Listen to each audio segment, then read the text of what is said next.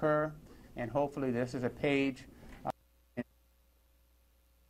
The Oakland City Council has approved a settlement of nearly $1 million after a police sex scandal involving several of its former officers and a teenager. She identified herself as an underage prostitute who went by the name Celeste Guap. Today, she asked that we refer to her as Jasmine. ABC 7 News reporter Laura Anthony is live at Oakland City Hall tonight with what else Jasmine has to say. Laura? Dan, the settlement reached by Oakland is just one of many that could be in the works. Other cities, San Francisco, Livermore, Richmond, could all be facing similar claims. As for Jasmine, she told us today she is relieved that one hurdle is behind her. I feel happy that I can close this chapter and move on with my life. Now 19, Jasmine was just 17 when she claimed she was having sex with more than a dozen police officers from 6 different agencies. Now one city, Oakland, is settled with Jasmine for $989,000. About a third of that will go to attorney's fees. The message is pretty clear. Police officers should be held to the standard of obeying the law, and that they're not above the law, and that you cannot engage in illegal conduct or immoral conduct. It was in the best interest of the city to settle this matter quickly and fairly.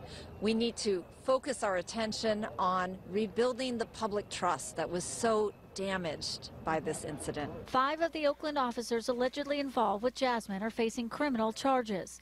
The original claim against the city of Oakland filed by a prior attorney was $66 million.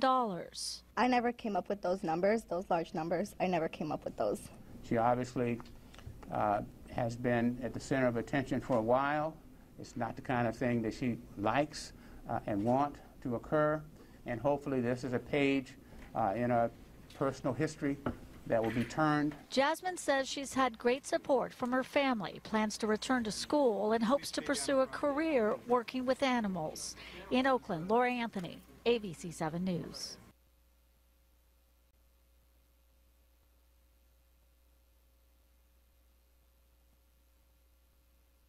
Police hold secret ceremony honoring cops involved in trafficking, raping underage sex slave. Police held a secret ceremony this weekend, in which no press was allowed, to honor several cops involved in a massive child sex trafficking scandal. By Matt Agarist, July 16, 2017. Oakland, CA. An abused little girl was only 12 years old when she was forced into the sex trade, forever altering the course of her life. For years, this little girl was exploited by pimps until she finally broke away and made it to an Oakland police officer. For a brief moment, she thought she was safe, but, according to a recent lawsuit, she was wrong. When the young girl thought she was getting help, she was actually being brought into a depraved circle of cops from multiple departments who would continue to abuse her for years to come.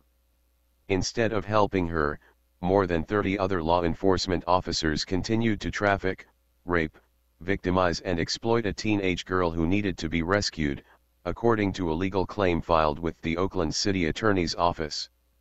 Instead of helping the teen find a way out of exploitation, they furthered and deepened her spiral down into the sex trade, the claim continued. Now, as a recent report from the East Bay Express notes, some of the officers involved in covering up this explicit case of child sex trafficking are not only being promoted but honored. Advertisement. Knowing that if they conducted their honors ceremony in public, they would likely see a huge backlash, the Oakland Police Department held a secret ceremony in a church Friday. Several of the officers honored at the ceremony were the same ones involved in covering up, mishandling, or otherwise participating in the sex crime incident. As the Express notes, 24 protesters picketed the ceremony at the church's entrance, accusing Mayor Libby Schaaf and the department of rewarding officers who should instead be punished. Read more. Man asks cop nicely to stop blocking traffic, so the cop beat him and stomped his head. They seem to be resisting change, said Gwen Hardy, a longtime Oakland resident who has been involved in efforts to reform the OPD since the 1980s. According to the Express, Hardy said the Coalition for Police Accountability, which spearheaded the creation of the city's new police commission, met with Police Chief Ann Kirkpatrick earlier this year. Kirkpatrick told the activists she wouldn't hesitate to discipline, and even fire, bad cops.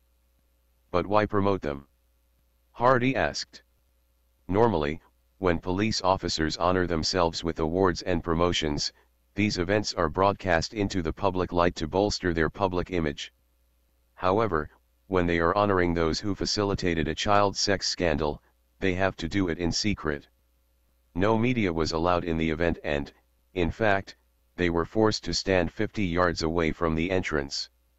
As the Express noted, in the past, media were invited to these functions but not anymore. Roland Holmgren was one of the officers honored at Friday's ceremony for his recent promotion to captain. Holmgren was one of dozens of cops referred to in a special court investigators report as having mishandled the Celeste Guap case, in which multiple Oakland cops raped and trafficked a young woman and illegally accessed department records, among other crimes, according to the Express. Several other officers, including Captain Kirk Coleman, who now runs the Internal Affairs Division, were in attendance. Coleman was also involved in the sex trafficking cover-up and named in the report for failing to notify the district attorney about the criminal behavior of the officers in the case. Read more. First they came for the blacks, police brutality, not just for blacks anymore. The public became aware of the investigation after Guap went public, and the investigation revealed a massive conspiracy to cover up the sexual abuse by dozens of California cops. It appears to be a cesspool here, local attorney, John Burris, responsible for a 2003 federal probe into the Oakland Police Department, said at the time. But you gotta keep working at it to drain the swamps.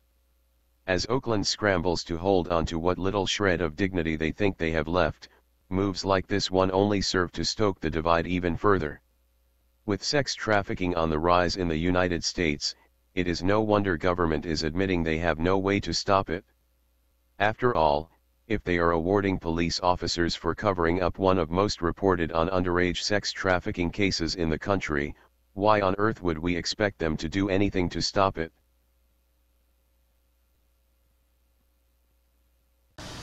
Hey Charlotte County, this is Charlotte County Cop Watch, and I wanted to explain what fair use is. You can use pieces of news articles if you're doing it for news reporting, you have commentary, and you're doing it for education purposes. So that's what fair use is, as you can see right here. Another reason why I wanted to make this video is to let you know I have just joined with Patreon. A nice thing with Patreon, I make no money on YouTube. They took the money away years ago, and so this is another way to give, and it's a nice thing too, because you can give monthly. You can give $1, $5, $10, whatever. I do 4 to 5 hours a day on trying to wake the sheeple up on how corrupt it is and different ways that you can fight the corruption. So Patreon is a way that you can do it, and then of course the old way is still there. Donate to Charlotte County Cop Watch with PayPal or credit card. So keep that in mind. 4 to 5 hours a day. I make no money, but the corruption happened to me and I'm sick of it, so I'm trying to wake people up. But my wife would love it if if we could get some help out there. There's 47,000 subscribers. Just think if each one of you subscribers just gave a, let's say, actually, yes, $1 a month. 47,000 subscribers gave $1 a month. That would be awesome. That's not going to happen. But anyways, that would be great if it did happen. But do the math in your head. Just think about it. Like I said, 4 to 5 hours a day. I get no money from YouTube. YouTube has gone nuts. You can't do anything anymore. They're taking the money away everywhere. So these are a couple different ways that you can still help out with all this time that I put in. And as you know, I'm in a special situation where, at least I can do it, 4 to 5 hours a day. We have a cleaning company during the day. That's what allows me to do this, and we're debt-free. So this is my hobby. I don't go fishing and all that other crap. I try to save the world.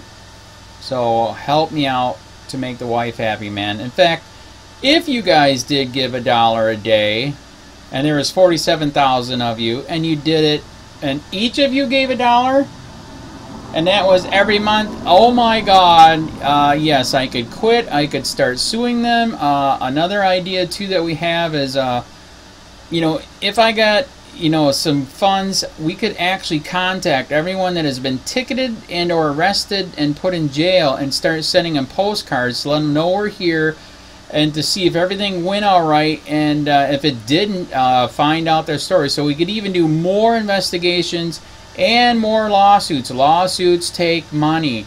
So just think about that. You know, 47,000 of you so far right now. You know, $1 a day. I mean, $1 a month on Patreon, or $5 a month Patreon, 10, 20, whatever. Just do the math in your head. Help out. This is a lot of work every single day. Thanks.